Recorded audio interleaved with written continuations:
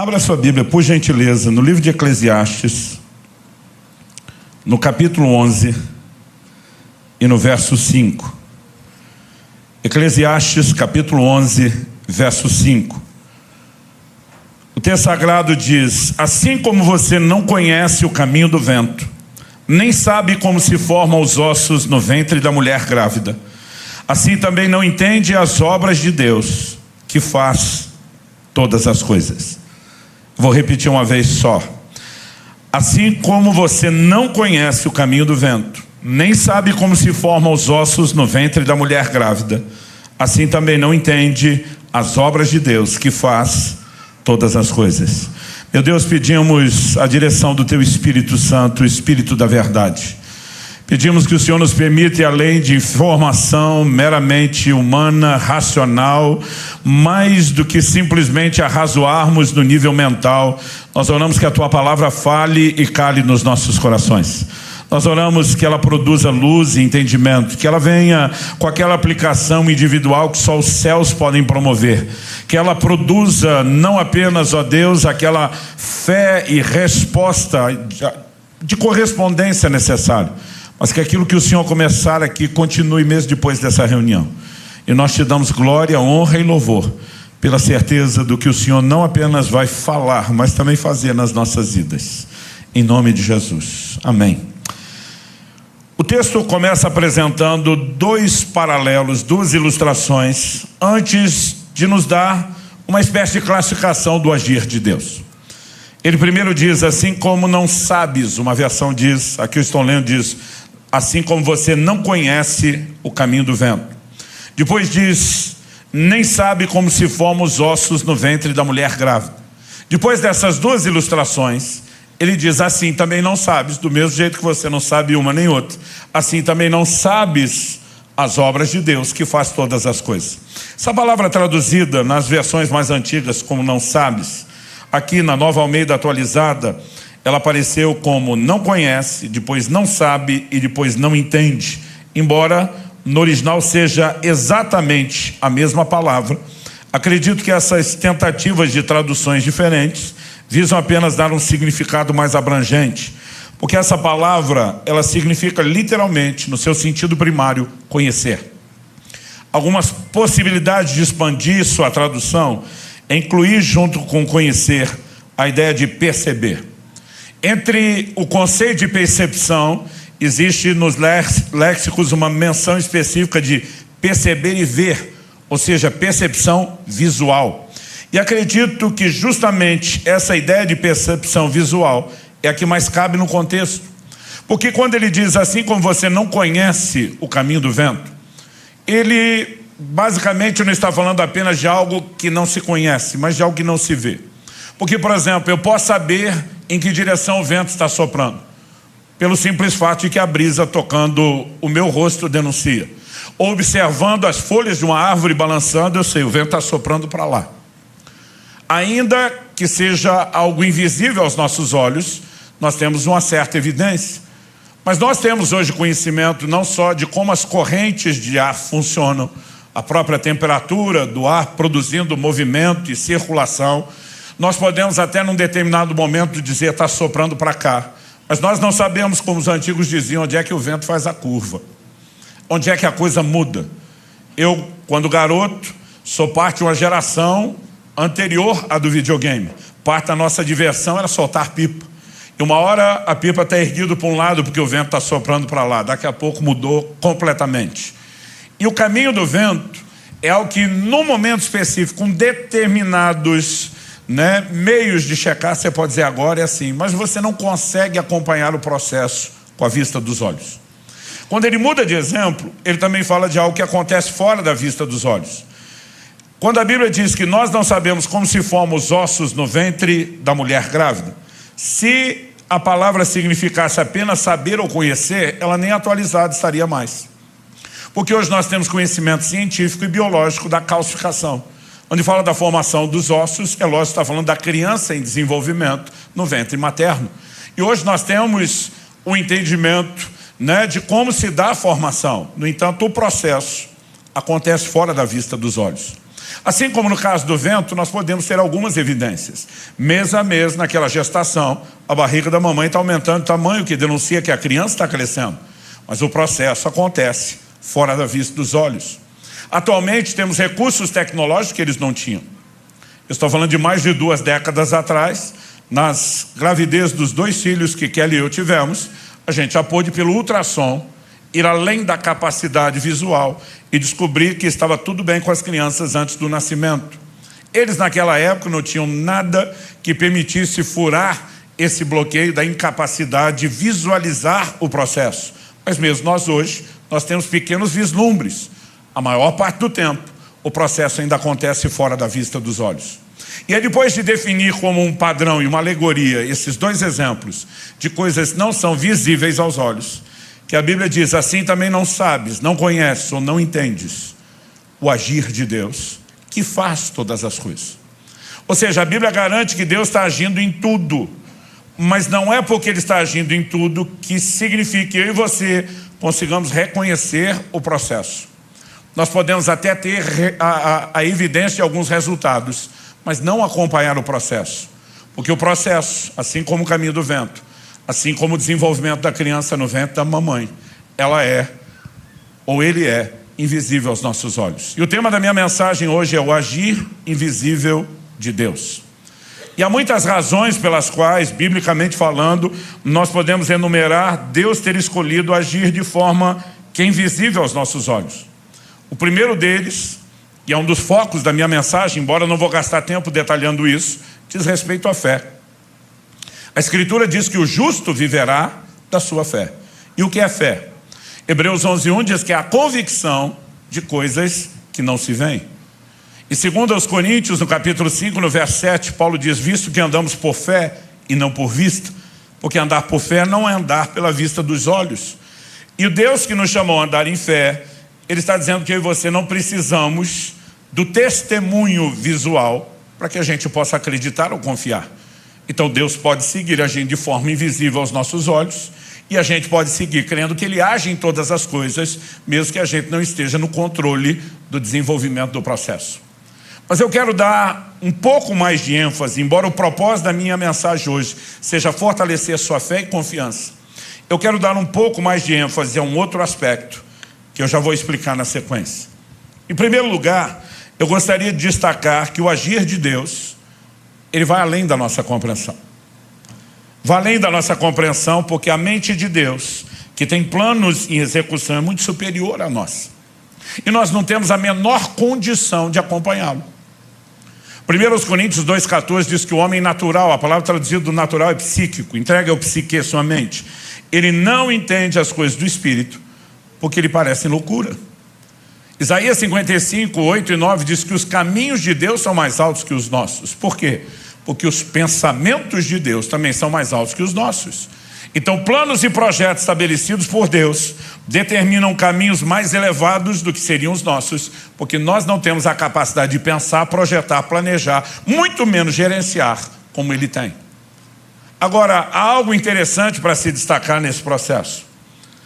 Em Provérbios, no capítulo 25 e no verso 2, e é interessante reconhecer que essa declaração, embora inspirada pelo Espírito Santo, é feita por ninguém menos do que Salomão. Um homem que teve conhecimento e sabedoria que atraía pessoas de longe para ouvi-lo dissertar sobre muitas coisas.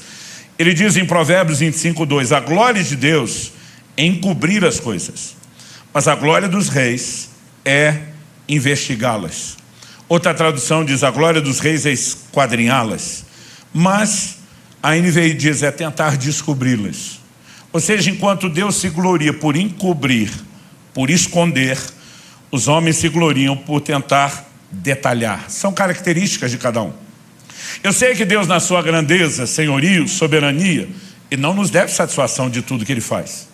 Mas a questão não é que Deus escolheu agir de forma que a gente não entenda apenas por má vontade de comunicar o que Ele faz.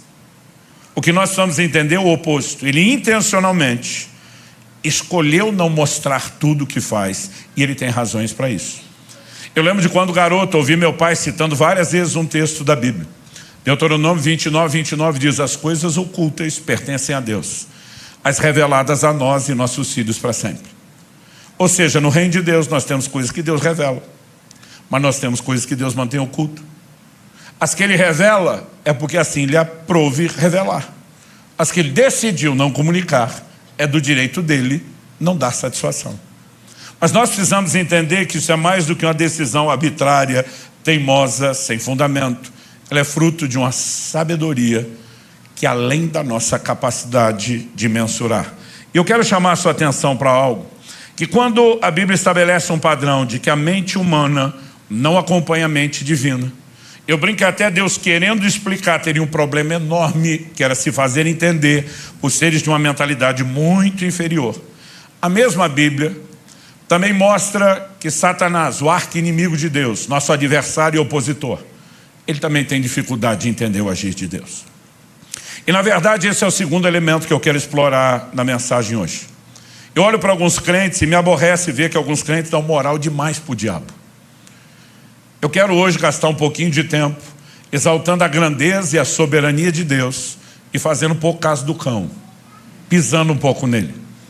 Eu quero te mostrar que o diabo não é isso tudo que alguns estão achando. Eu quero te mostrar que a Escritura nos apresenta uma visão que é importante na fundamentação da nossa fé. E para que você consiga entender isso, eu quero te mostrar um paralelo. Se você puder me acompanhar em Mateus, no capítulo 16. Nós temos uma pergunta de Jesus aos seus discípulos no verso 13. Quem dizem os homens ser o Filho do Homem?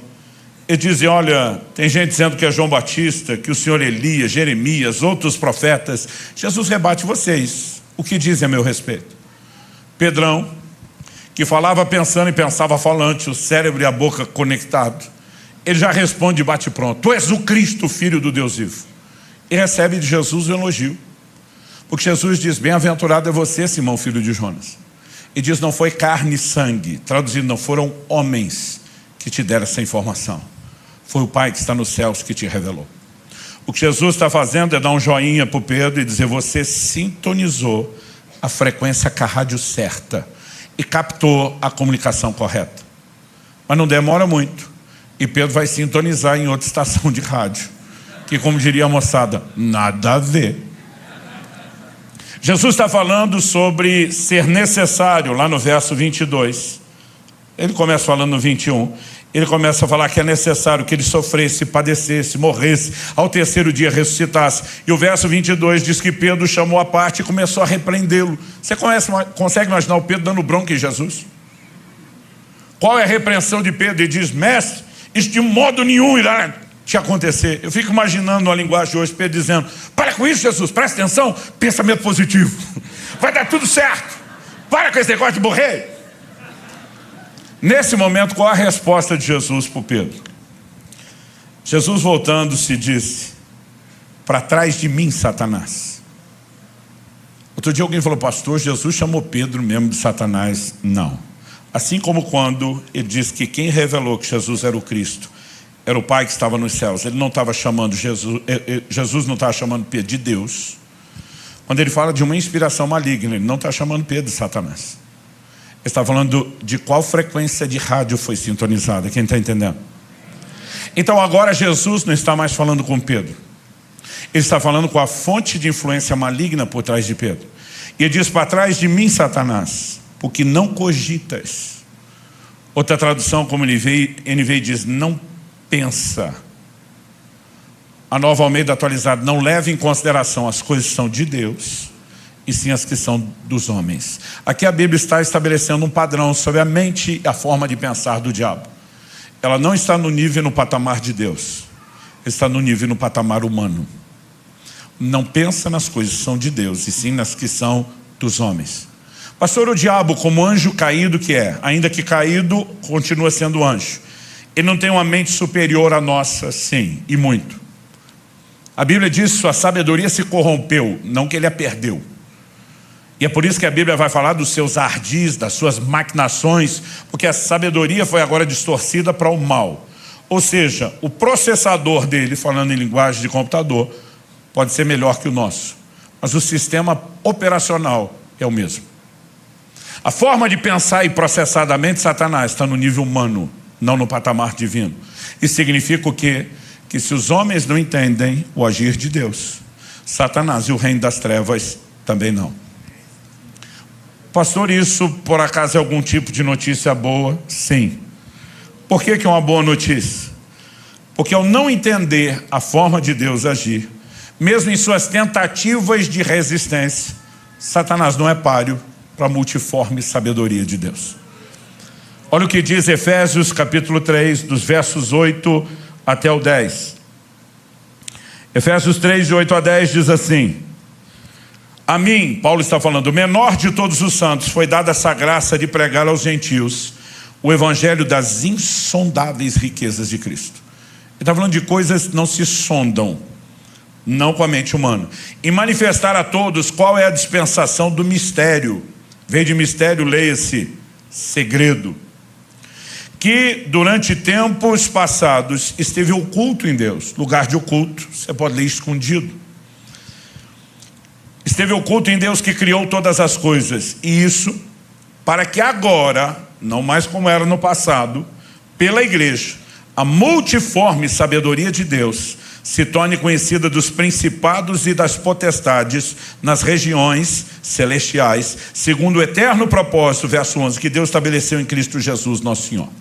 Então vamos entender algo. Paulo está dizendo que durante muito tempo no passado, Deus manteve algumas coisas em oculto, em segredo. E ele fez isso, por quê? Para que agora, pela igreja, ele manifestasse, revelasse sua multiforme sabedoria. Sabedoria de Deus é tão grande, é tão expansiva, é tão fora da nossa capacidade de mensurar, que a única tentativa, a Bíblia dá um adjetivo que o homem entenda, é multiforme, ela tem muitas formas. Ou seja, ela além de gigantesca, imensurável, imprevisível. Mas Deus fez questão de usar a igreja e o momento do aparecimento da igreja no cenário para jogar na cara dos principados e potestades sua multiforme sabedoria. A geração de meus pais tinha um ditado que repetiam com frequência e já caiu em desuso. Para indicar esperteza, eles diziam assim: enquanto você está indo, eu já estou voltando. Na verdade, isso é um encurtamento de uma outra versão que diz: enquanto você está indo com milho, eu já estou voltando com o fubá pronto. Eu diria que enquanto o diabo está indo, Deus já foi e voltou eternas vezes. E ele está mandando uma mensagem de que na obra redentora, no propósito em Cristo, ao levantar a igreja, ele jogou na cara dos principados e potestades sua multiforme sabedoria. Quando você olha para a Escritura ao longo do Antigo Testamento, não é clara a ideia de que Deus enviará seu Filho, que se fará homem e que precisará morrer por nós.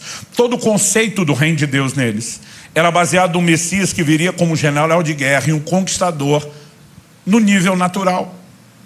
Aliás, qual era o entendimento que eles tinham de reino de Deus? Ao longo das Escrituras isso vai sendo expandido e o ápice é a revelação que nós temos no livro de Daniel. Quando Nabucodonosor sonha com uma estátua composta de 4 metais diferentes. Capítulo 2 fala que ele sonha com uma estátua que a cabeça era de ouro, o peito e os braços de prata, o ventre de bronze, mas as pernas de ferro. Então uma pedra era cortada sem auxílio de mãos, o que não fala de intervenção humana, mas divina. Essa pedra vinha atingir a estátua onde? Nos pés. A estátua esmiuçava, virava poeira, era levada pelo vento, não sobrava nada. Mas a pedra que a destruiu, crescia, se tornava uma montanha que enchia toda a terra. Daniel vai interpretar o sonho profético para o rei de Babilônia e diz: você é a cabeça. Babilônia foi o primeiro império de proporções mundiais na história da humanidade. Ninguém antes governou o mundo. Os babilônicos foram os primeiros, os pioneiros nisso. Mas ele olha para o rei e diz: depois de ti se levantará um reino inferior ao teu. Ou seja, mudança de metal e mudança de reino. E nós sabemos pelo livro de Daniel e a confirmação da história que os medo-persas sucederam os babilônios no governo mundial. Mas depois, por sua vez, também foram sucedidos por um terceiro reinado, já profetizado no livro de Daniel, a Grécia de Alexandre o Grande. Mas a Bíblia estava dizendo que não seria nos dias nem do primeiro, Babilônia, nem do segundo, os medo-persas, nem do terceiro império mundial, mas no dia do quarto, uma pedra viria para derrubar aquilo tudo. Qual é o quarto império? Romano.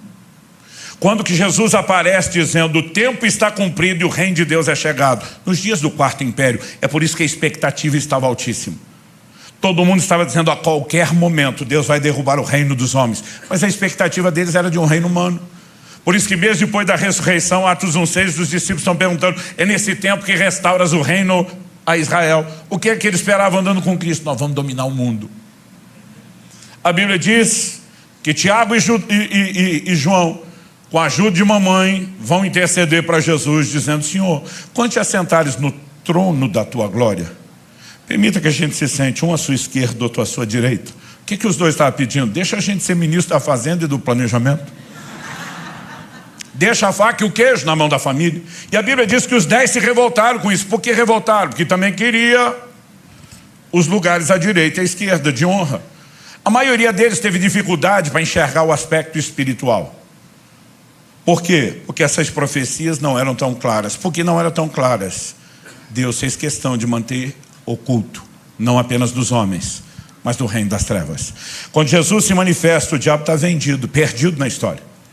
A insinuação por meio de Pedro é para que morrer, desiste dessa ideia, nada disso. Mas quem que entra em Judas depois para negociar a venda e a traição de Jesus? O próprio Satanás.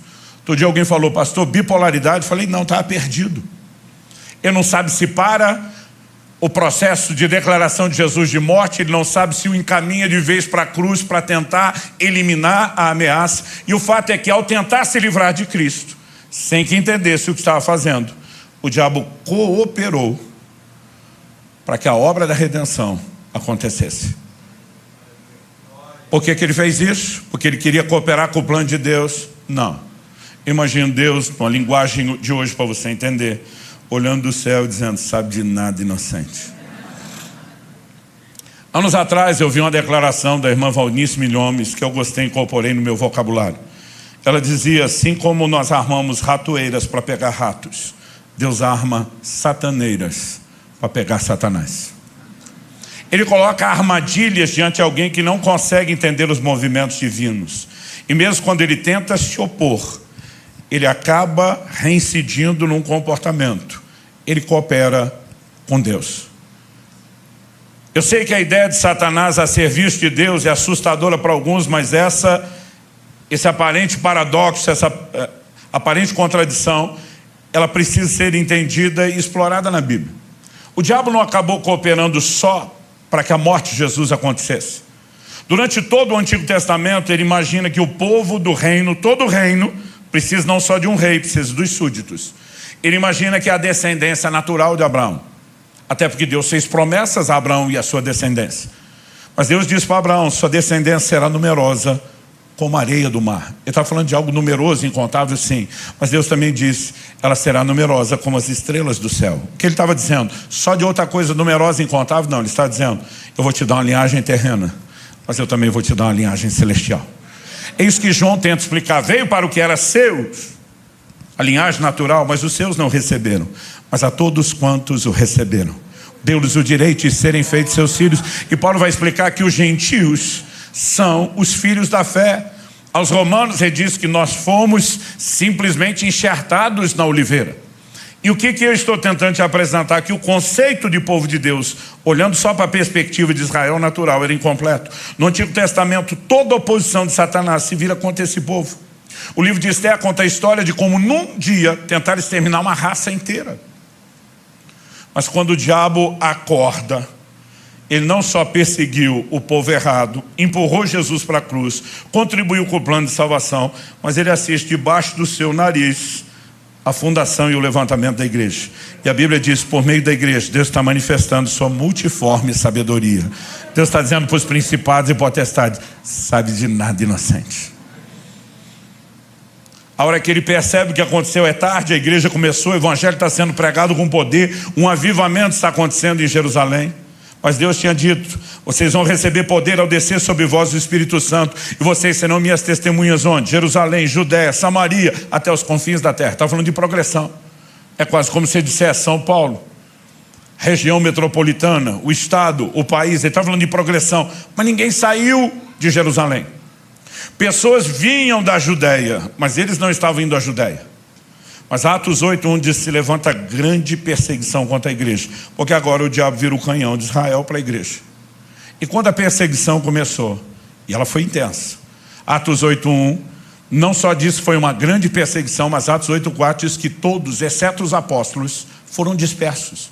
Estamos falando de uma igreja de milhares e milhares e milhares de pessoas, e só sobraram os apóstolos.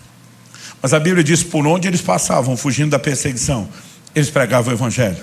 Agora o evangelho transcende a Judéia, alcança Samaria e começa a alcançar os gentios. Ou seja, a perseguição do diabo contra a igreja fez dele um dos primeiros agentes missionários da história da igreja. Mais uma sataneira. Nós temos muitas delas ao longo das escrituras.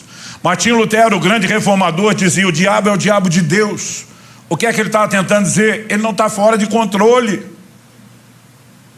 Eu vejo uns crentes que ficam apavorados, com medo do diabo, do reino das trevas, como se ele fosse muito mais do que é. Meu querido, a Escritura diz que maior é aquele que está em nós do que aquele que está no mundo. Mas algo que nós precisamos entender é que a Bíblia não apresenta um diabo fora de controle. Outro dia uma pessoa veio falar comigo, não, e ela falava baixinho assim, olhando para o lado, porque o caborja, e o que é o caborja? A pessoa dava assim, não, fala baixo. É dizer, é o diabo. Eu falei, por que tu está chamando o diabo de caborja? Para ele não ouvir. Com medo. Eu falei, gente, nós precisamos rever essa nossa teologia. Houve uma época em que a igreja, chamada para entender batalha espiritual, começou a andar numa neurose, com medo, olhando para trás, por cima dos ombros. Ao que eu e você precisamos compreender, o diabo não está fora de controle. Alguém o rotulou como uma espécie de cachorro na coleira, só vai até onde o tamanho da corrente permite. O diabo tem movimentos que são restritos pelo próprio Deus soberano. 1 de Pedro capítulo 5 verso 8 diz: o diabo, vosso adversário, anda em vosso derredor, bramando como leão, buscando a quem possa tragar. Ele pode tragar qualquer um? Não. É por isso que Efésios 4:27 diz: não deis lugar ao diabo.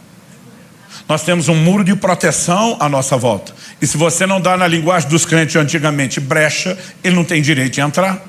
Aliás, Tiago 4:7 diz: resistir ao diabo e ele fugirá de vós. 1 de Pedro 5:9, na sequência, depois de dizer que ele está buscando quem possa tragar, diz: resistir firmes na fé. Tipo, não dá moral para ele não. Quando chegar a hora certa, Apocalipse 20 diz que um anjo descerá do céu e prenderá Satanás numa cadeia por 1000 anos. Um anjo. Não vai precisar de Miguel e todas as hostes angelicais. Um anjo só vai tirar Satanás de circulação. Mas a Bíblia diz por 1000 anos. E diz: quando os 1000 anos se completarem, importa que ele seja solto por um pequeno período de tempo. Porque vai fazer um último servicinho para Deus, antes de ser lançado no lago de fogo e enxofre. E quando eu li isso, quando criança, do lago de fogo e de enxofre, eu dizia: bem feito. Ao que eu e você precisamos compreender é que ao longo das escrituras nós não enxergamos um Satanás fora de controle. Por mais que ele tente se opor em rebeldia a Deus. Tente você imaginar o desafio de jogar xadrez, não só com o criador do xadrez, com a mente mais exímia possível para jogar o jogo. E que além de tudo isso, ele sabe antecipadamente todos os movimentos que o seu oponente vai fazer. Como é que alguém ganha esse jogo dessa pessoa?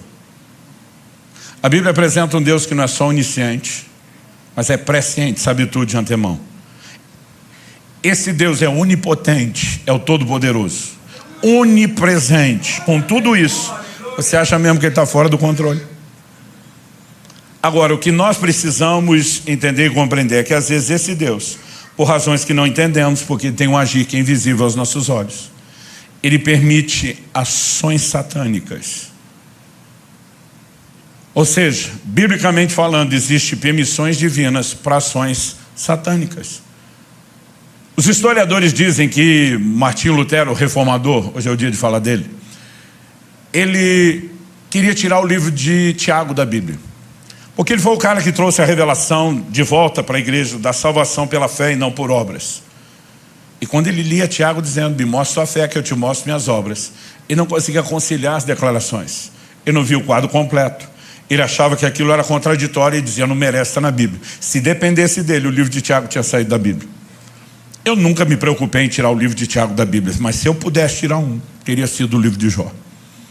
Porque quando eu li o livro de Jó, me dava um desespero. Eu dizia: Deus, por que esse livro está aqui? Não é bom para você. Não é bom para a sua imagem. O livro começa com Deus falando de Jó, jogando na cara do cão. dizendo para o diabo: viste meu servo Jó, não há ninguém justo e irrepreensível como ele. Deus está dizendo: é o cara, é o crente modelo. Aí o diabo diz assim também: o Senhor abençoou o cara, as obras das suas mãos, o cercaste com a sebe. A palavra sebe significa muro. O que o diabo está dizendo? O cara, além de abençoado e feliz com a bênção, está rodeadinho por um muro de proteção, ou seja, eu não posso tocá-lo. O diabo diz para Deus: me deixa tocar nele para ver se a festinha de fidelidade continua. Eu dizia para Deus: o Senhor vai jogar o jogo do diabo, vai entrar nisso. Quando eu era criança, eu falava para alguns amigos: duvido que você faz, só para entrar na cabeça dele e ver ele fazer. Eu falei: só porque o diabo diz duvido que o senhor faz, o senhor vai fazer. E Deus disse: tá bom, eu estou tirando a proteção e estou deixando você tocar. Toca no que ele tem, mas não toca nele. E a Bíblia diz que Jó não pecou, mesmo com a perda de tudo que ele tinha. Num segundo momento, Deus joga na cara do diabo e diz: está ali de pé dando glória. As coisas que ele perdeu estão num patamar. Deixa eu tocar no corpo dele. O Senhor diz: toca no corpo, mas não tira a vida. Todas as permissões têm restrição. E o diabo toca no corpo, e ainda assim Jó não blasfema contra Deus. Eu dizia para Deus: tudo isso só para provar o ponto que o Senhor já sabia. E o Jó pagando a conta, porque o Senhor e o diabo estão nesse joguinho. E o Senhor não está sendo um bom Deus. Entregasse o crente meia boca na mão do Satanás, não o seu exemplar da vitrine. Alguém aqui já tentou ensinar Deus a ser Deus? Eu várias vezes quis dar sermão nele. O Senhor não está sendo um bom Deus, o Senhor não está fazendo direito. Não é para isso que o Senhor ganha, só faltava falar isso. E o livro de Jó me dava dor de barriga. E eu fiz malabarismos exegéticos para tentar explicar que o que aconteceu é culpa de Jó, não de Deus, porque alguém tinha que proteger a imagem de Deus. Então em Jó 3,25, Jó afirma: aquilo que eu temia me sobreveio, o que eu receava me aconteceu. Eu dizia: está aqui. Jó abriu a porta para o diabo pelo medo. E eu digo para as pessoas: isso é verdade. O medo é uma fé ao contrário. É a convicção de que algo ruim vai lhe acontecer. Eu dizia: o negócio tem nada a ver com Deus, é com o diabo. Foi ele que deu moral, deu espaço, deu lugar para Satanás. Onde uma pessoa que eu respeito muito, e ela também, de forma recíproca, sempre demonstrou muito respeito, ela me procura. E ela vem com um jogo de palavras assim, muito suave, alimentando meu ego para eu não perceber de cara o confronto. Eu disse: Subirá, me ajuda a entender uma coisa, porque você é uma pessoa assim, estudiosa das escrituras, sábio. Eu vi uma mensagem sua sobre Jó, mas eu não consegui acompanhar seu nível de raciocínio. Se você tiver paciência e puder me ajudar. E eu: pois não. Ela disse: eu vi você falando, baseado em Jó 3,25, que Jó deu lugar para o diabo. Eu falei: exatamente. Ela falou: só me ajuda a entender algo, porque assim, o seu raciocínio é muito rápido, eu não acompanhei. Ela diz no início do livro: Deus chama o cara de irrepreensível. E se Deus diz que o cara não tem do que ser repreendido, como é que você conseguiu botar defeito nele? Eu falei: então, Deus chamou mesmo de irrepreensível? Aí diz: segundo, você ensina as pessoas a não dar brecha. Mas o Jó vai lá e deu a brecha através do medo. Pela brecha o diabo já podia entrar porque ele autorizou. Mas em vez do diabo entrar pela brecha, ele fica esperando Deus dar autorização para usar a entrada da brecha que o Jó já deu. Ele diz: por que essa burocracia está misturando as responsabilidades de todo mundo? Eu falei: resumindo, você acabou com a minha doutrina. Ela falou: Luciano, o diabo só tocou porque Deus permitiu. E a verdade é que o diabo só toca em alguém com permissão, ou da própria pessoa, ou uma permissão soberana de Deus. E no livro de Jó não é Jó dando a permissão. Só que para nós é desconfortável imaginar Deus entregando alguém de bandeja, em algum nível de exposição mesmo que não seja completo, ao diabo. Mas mesmo se a gente tirasse o livro de Jó da Bíblia, não resolveria o problema. Por quê? Lucas capítulo 22, se você for rápido de endereço, abra comigo lá. Lucas 22, versos 31 e 32, tem a conversa de Jesus com o apóstolo Pedro, que é no mínimo, como diria o carioca, sinistra. Eu imagino os dois andando, caminhando juntos, e Jesus dizendo que está no 31, Simão, Simão, por 7 vezes, Deus chama alguém pelo nome 2 vezes seguida, repetido. Todas as 7 vezes na Bíblia, que vem alguma crise que vai ser tratada. Eu acho que se Pedro tivesse essa revelação, só de ouvir isso já dava um frio na espinha. Acho que ele já pensaria: deu ruim. Jesus disse: Simão, Simão, eis que Satanás pediu para peneirar vocês como trigo. Gente, não é uma conversa comum. Então, Pedro, deixa eu te dar a letra. Satanás, o cão, o caborja, quer peneirar os 6. Quer passar a peneira, ver o que fica e o que passa. O cão quer peneirar os 6 e ver o que é que sobra. Imagina a cara de perplexo, surpreso de Pedro, olhando para Jesus dizendo: o Senhor não permitiria isso, não é verdade? Imagina Jesus numa pausa dramática, mantendo silêncio, sem responder nada. E o Pedro insistindo: Jesus, o Senhor não permitiria uma coisa dessa? Permitiria. Imagina Jesus dando até uma subiadinha de responder.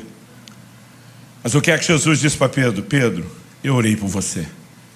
Imagino já Pedro querendo dar um suspiro: graças a Deus não vai acontecer. E Jesus termina: para que a sua fé não desfaleça. Resumindo, permissão concedida, a peneira vai comer solta. Mas isso não significa que eu estou te abandonando, isso não significa que eu estou virando as costas para você. Eu sou seu intercessor. E quando você se converter, fortalece os seus irmãos. Sabe o que Jesus está dizendo? O fato de eu dar uma permissão divina para uma ação satânica contra você não significa que eu te abandonei, e nem que eu não possa tirar lucro dessa situação. Eu estou intercedendo para a sua fé não desfalecer. Mais do que isso, quando você se converter, porque esse processo não vai te destruir, vai te aperfeiçoar. Usa o seu crescimento para fortalecer os seus irmãos. Não dá para negar isso, gente. E se a gente tirasse esse texto da Bíblia também, aí você vai ter que lidar com Apocalipse 2:10, carta ao anjo da igreja de Esmirna. O diabo está para lançar alguns de vós na prisão. O diabo, Deus diz que é o diabo. Ele não só diz: gente, uma casualidade aí vai rolar. Ele está dizendo: é o diabo. Mas ele não diz: usa a autoridade do crente, repreende em nome de Jesus. E há momentos que é assim que nós vamos lidar. Ele só diz: ser fiel até a morte, e dar-te-ei a coroa da vida. O que é ser fiel? Não é apenas comprometido. Fiel é de fato a atitude daquele que tem fé. O que ele está dizendo é: fica comprometido como um sinal de que você continua crendo. Não há razão para duvidar. Mesmo que por alguma razão que você não entenda, eu permita o diabo te arrastar para a prisão. Confia em mim. Deus não tem que ficar dando satisfação do que faz por que faz. E ele tem uma forma de agir que é invisível aos nossos olhos. Mas nós temos uma declaração de Jesus a Pedro no momento do lava-pés. E diz: Pedro, o que eu faço não entenderás agora, entenderás depois. Ou seja, ele está dizendo: você não precisa entender nesse momento. Nesse momento você precisa confiar. Mas a boa notícia é que em algum outro momento nós poderemos entender. Talvez ainda nessa vida, talvez no porvir. Eu gosto de uma frase, por isso que eu brinquei que hoje é o dia de citar Lutero, também atribuído a Lutero. Ele diz: não sei por quais caminhos Deus me conduz, mas conheço bem o meu guia. Eu e você não precisamos conhecer os caminhos nem os processos, nós sabemos os resultados onde Ele vai nos levar. Adversidades que Deus permite não significa que Ele deixou de estar comprometido, nos amando, preocupando com cada um de nós, cuidando de cada um de nós. Olha os amigos de Daniel, foram lançados na fornalha de fogo por fidelidade a Deus. Não me parece um bom prêmio ou recompensa? E um dia eu vi um pregador: o fogo não queimou nada. Eu pensei: não é bem assim. A Bíblia diz que o fogo não queimou um fio de cabelo, eles não tinham cheiro de fumaça, não mudou as roupas, mas o fogo queimou uma coisa. Por 3 vezes, a Bíblia enfatiza que os 3 foram lançados na fornalha amarrados. Mas o rei Nabucodonosor, surpreendido, olha e pergunta para aquela turma em volta que ganha para concordar com ele: nós não lançamos 3 homens amarrados no fogo? A turma diz: é verdade, rei. E diz: eu vejo 4 homens soltos. O fogo queimou as cordas que os prendiam. Porque Deus tem o poder de usar as circunstâncias adversas para nos libertar das nossas próprias amarras, para nos fazer crescer, para nos aperfeiçoar e para garantir que não virou as costas num processo que pode ser doloroso. Ele manifesta sua presença. O 4º homem na fornalha é uma prova disso. E Jesus prometeu: eis que estou convosco todos os dias, até a consumação dos séculos. Faça chuva, faça sol, dia de eclipse. Ele prometeu que estaria conosco todos os dias. E o que eu e você precisamos é confiar. Por quê? Romanos 8:28 diz: todas as coisas cooperam juntamente para o bem daqueles que amam a Deus e são chamados segundo o seu propósito. Todas as coisas. Se tem alguém que pode acreditar na teoria da conspiração, é o crente. Tudo conspira em teu favor. Não só porque você ama a Deus, mas porque você foi chamado segundo o propósito divino. O propósito não é apenas aquilo que Deus tem de forma geral para todos nós. Ele tem aspectos individuais do propósito. Nos chama alguns de nós para algumas coisas, outros para outras. E por causa do propósito, Deus diz: eu vou fazer tudo conspirar em teu favor. Ele começa a dar sonhos proféticos para José, dizendo: meu propósito é te levantar como um governante. Sua própria família se curvará diante da autoridade que eu vou lhe dar. José, na imaturidade, não administra bem a revelação, dá com a língua nos dentes, fala o que não precisa para quem não tem que ouvir. Seus irmãos ficam com inveja e simplesmente tentam puxar o seu tapete e o vendem como escravo, dizendo: vamos ver o que será dos seus sonhos. Lá no Egito, a Bíblia diz que ainda que como escravo, Deus era com ele, porque circunstâncias difíceis não significa que Deus nos abandonou. Ele cresce e prospera na casa de Potifar, mas porque é fiel a Deus, não aceita os convites e as propostas da mulher de Potifar para ir para a cama com ela. Ele injustamente é preso, agora ele vai para a cadeia. O cenário está parecendo pior do que o primeiro, mas a Bíblia diz: e o Senhor era com José. Porque as circunstâncias adversas não determinam se Deus está ou não está conosco. O que determina é a palavra e a declaração dele de que ele estaria conosco. Mas quando chega a hora certa, o José está na cara do gol, no timing perfeito, para viver o plano de Deus. Por quê? Nosso destino profético não está na mão das pessoas, nem tampouco daquelas que nos odeiam ou querem nos sabotar. O nosso destino, o nosso propósito está na mão de um Deus que pode usar até aquilo que tentam contra nós para nos colocar no lugar certo, na hora certa, para viver o plano e o propósito de Deus. Quem está entendendo?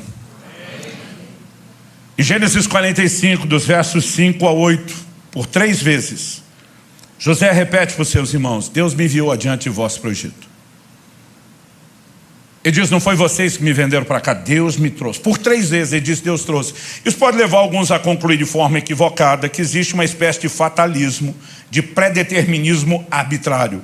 Então essas pessoas não escolheram fazer o mal contra José. Deus determinou que assim fosse porque ele queria. Será que é isso que a Escritura nos ensina? Não. Porque a explicação bíblica vem do todo da Escritura e não de parte dela. Em Gênesis 50, 20, o mesmo José, falando com os mesmos irmãos, ele diz: vocês na verdade intentaram o mal contra mim, porém Deus o tornou em bem, para fazer como estão vendo agora, que se conserve a vida de muita gente. Ele diz: a parte de vocês, eu não vou tirar a responsabilidade.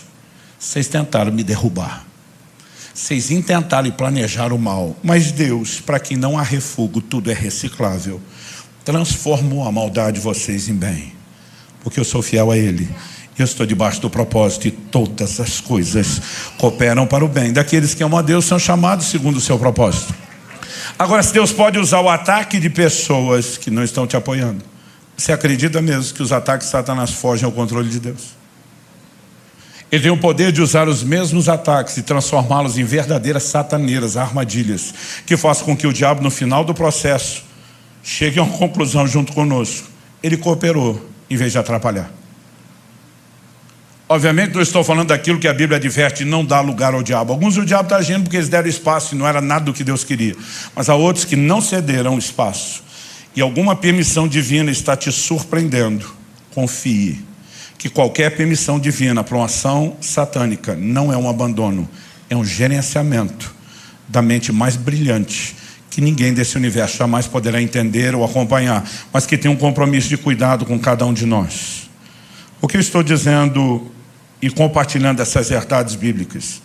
Porque entendê-las trouxe uma profunda mudança na minha relação com Deus, na minha jornada de fé. Em agosto de 93 eu tive um acidente de carro, que não fosse uma intervenção divina teria sido fatal. E o crente dizer que foi milagre é uma coisa, porque crente é empolgado. Mas quando médicos não cristãos começam a te atestar isso, mostrar todos os resultados dos exames e dizer quais seriam as implicações naturais, ficar te dizendo: teu santo é forte, alguém lá em cima vela por você, isso é milagre, é porque algo aconteceu. Mas sabe, esse acidente me deixou em crise, porque enquanto todo mundo falava dos milagres, eu ficava pensando comigo: milagre por milagre, já que Deus ia fazer eu não bati em ninguém, ninguém bateu em mim, eu estava na estrada, mas eu tive uma aquaplanagem e o carro caiu ribanceira abaixo. Eu tinha acabado de trocar de carro e pensei, estava de mudança de São Paulo para Curitiba, falei: quando chegar lá faço o seguro. Até hoje não fiz, porque deu perda total naquele carro. Tudo que estava dentro do carro era toda a minha mudança, tudo que eu tinha. O Paraty, para quem lembra dos carros antigos, com o banco abaixado, tudo carregado até o teto. O que não se perdeu no acidente foi roubado enquanto era socorrido. Eu descubro que eu estou no hospital só com a roupa do corpo rasgada, ensanguentada, e que eu não tenho mais nada. Paralelo a isso, várias outras áreas da minha vida resolveram desmoronar tudo de uma vez, como se eu tivesse ganhado o dom do para-raio. Tudo caía em cima de mim. E eu ficava dizendo para Deus, milagre por milagre, já que o Senhor ia fazer, eu não podia ter arrumado o carro na estrada. Em vez de deixar eu me arrebentar lá na ribanceira para depois dizer, salvei você, viu? Você não dava para fazer um milagre inteiro? Enquanto todo mundo estava empolgado, eu estava triste. Até porque eu dizia para Deus, cadê o seu cuidado? Cadê o seu amor? Cadê a sua proteção? Enquanto todo mundo estava olhando minha vida, tendo sido guardada, eu ficava olhando para as perdas materiais. Mas a dor não era o que é material. Era ler de forma equivocada naquilo que Deus não tinha sido um bom Deus. Que não tinha demonstrado amor e cuidado. E o pior é que ele não dava satisfação de nada. E não foi por falta de pedir. Eu dizia, por favor, me diga o que está acontecendo. Eu sou o tipo de pessoa que gosta de um bom debate, de uma boa discussão, no sentido de argumentação, não precisa ser de briga. No início do meu casamento, Deus me deu uma mulher muito meiga, muito doce, mas eu dizia para ela, se você me ama, discute comigo, porque eu não suporto o silêncio. E Deus não falava nada. Eu ameacei ele, falei que ia fazer greve no ministério, que ia parar, nada. 1 ano e 3 meses depois, esse acidente acabou trazendo mudança, eu deixei o ministério itinerante e fui para o pastorado. Depois de um tempo, sendo provado à frente do pastorado, chegou o momento de ser reconhecido e ordenado. No dia da ordenação, eu e mais 2 colegas estamos recebendo oração em posição de mãos. E um dos pastores, na hora que impõe as mãos sobre mim para orar comigo, ele tem uma visão aberta de um anjo de Deus em pé ao meu lado. Ele viu o anjo como você está me vendo. Ele ouviu o anjo falar com ele como você está me ouvindo.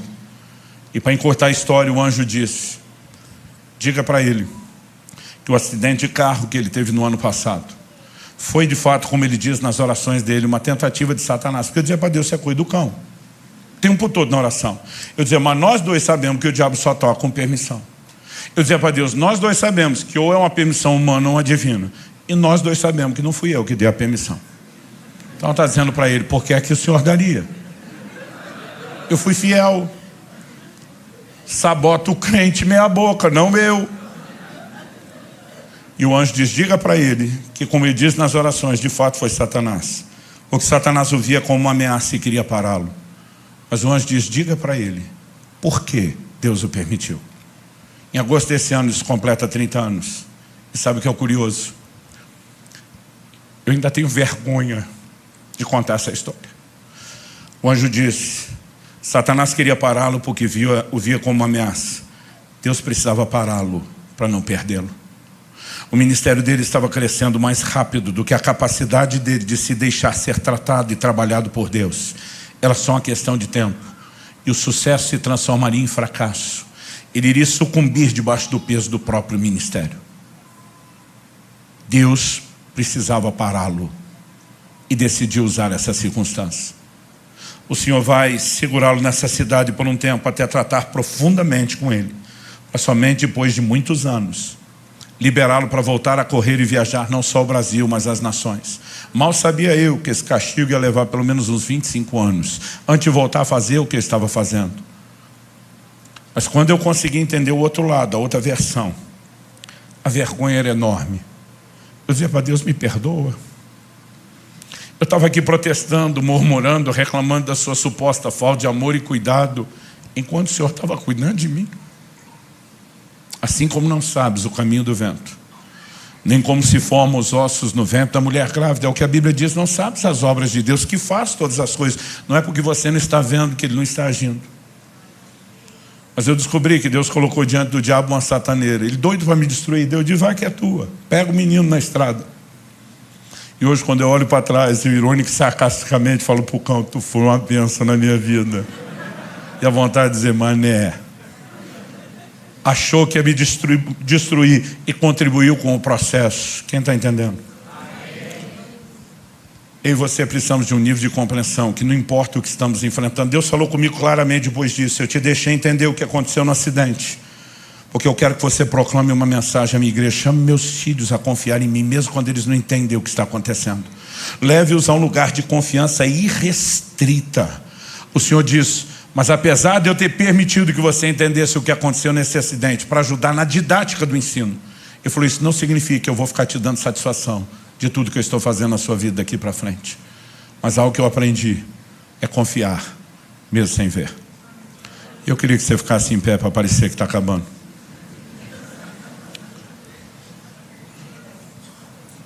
Quando eu era garoto, eu me lembro de um poema que já foi muito popular no meio cristão. O poema ficou sendo conhecido mais pelo apelido do que pelo nome. O apelido é Pegadas na Areia. Se você não conhece, eu vou resumir a história.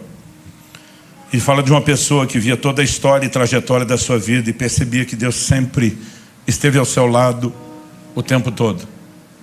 Mas quando ele olhava para a trajetória da sua história, ele via que apesar de Deus ter andado com ele naquela areia da praia a maior parte do tempo, quando ele olhava para trás nos momentos mais difíceis, ele só via um par de pegadas. E a pergunta que fazia a Deus era: aonde o Senhor estava nos momentos mais difíceis? Porque o seu par de pegadas não estava ali. E a resposta de Deus era: o par de pegadas que sumiu não foi o meu, foram os seus. Eu estava te carregando no colo. Eu vi muito esse poema. Eu nem entendia porque as pessoas se emocionavam com ele. Até entender tudo aquilo que eu passei, viver o que eu vivi, começar a entender a doutrina bíblica. Em momentos onde eu olho para trás e tenho a sensação de que ele me abandonou, eu digo: essa não é a versão real. Não tem a menor chance dele te abandonar. E diz: eu estou contigo todos os dias, convosco, todos os dias, até a consumação dos séculos. E diz: eu é que sei os pensamentos que eu tenho a seu respeito. Quando Deus fala isso para Israel, Ele está dizendo: não é você que vai dizer que sabe o que eu penso. Quem sabe o que eu penso de vocês sou eu. Eu é que sei. E diz: são planos de bem, não de mal, para vos dar um futuro e uma esperança. Eu creio que nessa noite Deus quer provocar nossa fé e confiança a um novo nível de resposta. E eu creio que Ele quer derramar de forma sobrenatural nesse lugar um bálsamo. Porque muitos de vocês estão com a dor entalada aí dentro, lutando para não sucumbir a nenhuma crise de fé, mas completamente perdidos no processo. Deus está dizendo: para de procurar entender o que não sabes agora, e entenderás depois. Chegará um dia onde eu não sei se Deus vai dar explicação, se nós vamos entender automaticamente. Chegará um dia onde com certeza haverá entendimento. Mas até que esse dia chegue, a fé se apoia no caráter de Deus, e um Deus está acima de qualquer suspeita. Eu queria que você falasse com Deus por uns instantes e cresce que é uma provisão sobrenatural hoje, de um bálsamo para tocar essa dor aí dentro de você, que você sabe o que é. Espírito Santo, se o Senhor não agir, terá sido só uma palestra, no máximo motivacional. Mas nós queremos no teu toque e clamamos pelo teu sopro de vida neste lugar, sobre cada um dos nossos irmãos e irmãs. Cumpre o teu propósito, o propósito pelo qual o Senhor tem liberado a tua palavra, e que a graça que acompanhe a ação do teu Espírito execute tudo aquilo que o Senhor intencionou. Nós oramos em nome de Jesus. Se você crê e concorda, diga amém. Se você recebe essa palavra, diga: eu recebo em nome de Jesus.